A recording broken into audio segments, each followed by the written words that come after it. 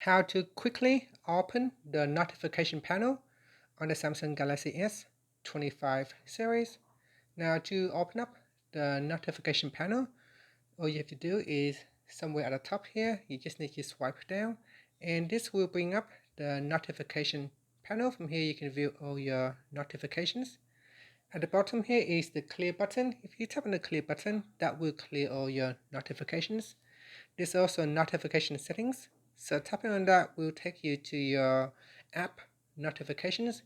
In here, you can go down the list and choose which app can use or can send notifications and which one can't.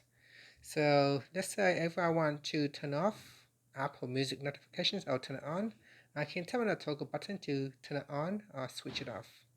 I can also tap on the left hand side panel to go in there and further customize the notifications such as sound and vibration. So when I receive a notification from the Apple Music app, I can choose to play a sound or not, or I can choose to have it vibrate or not.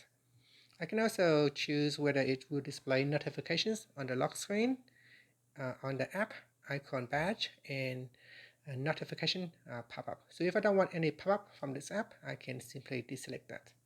You can also choose to show or hide the content on the lock screen. So these settings will only apply to this particular app. And that's it. After that, you can turn the back key. So you can either swipe down around here, or you can swipe down at the top of the screen downwards like that. And that's it. Thank you for watching this video. Please like and subscribe to my channel for more videos.